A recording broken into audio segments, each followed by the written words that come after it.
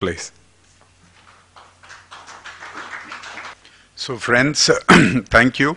After that particularly enlightening speech by Mr. Naren Bakshi, he has summed up the purpose for which we are here.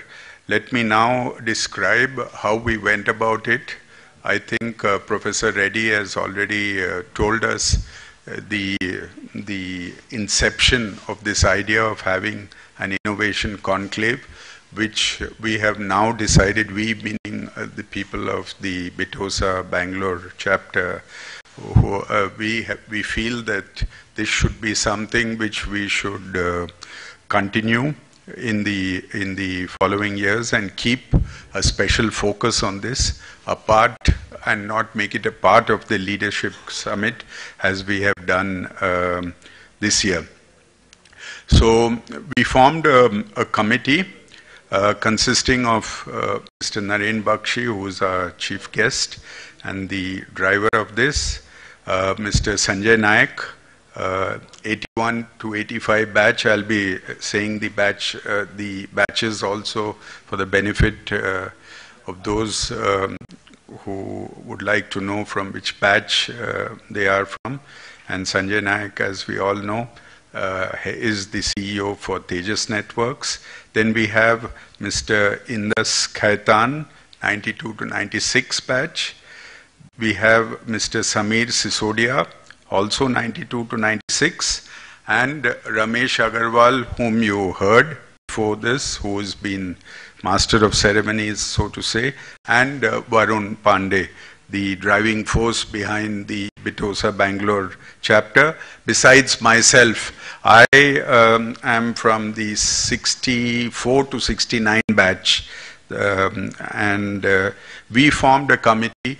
We had entries, several entries, which we evaluated, and we made a gist. We had sent out a format, because not to make it free-flowing, we sent out a format in which the entrants or the participants could register their ideas, and so that we could put it all together and evaluate it in a better manner. And on the basis of this, we shortlisted 7, and then this committee evaluated these 7, and which were the main evaluation criteria we applied for this would be: 1, the innovative appeal of the idea. How unique is it? How would the market be receptive to the uniqueness of this idea? The second one was what potential that idea had, and what would be future demand for such a product or an application. The third one is the maturity of the idea. How entrepreneurial, to use a word which Naren had used earlier, is the applicant that comes through in what he presents. So this was also something which we tried to look through, although it was sent by post, it was by this. We didn't get a chance to physically interact with each of the presenters, which we will be doing today, but you get something growing through, and this is the real world. There are thousands of ideas which a person, a venture capitalist, a VC would be seeing, and he has to pick and choose something.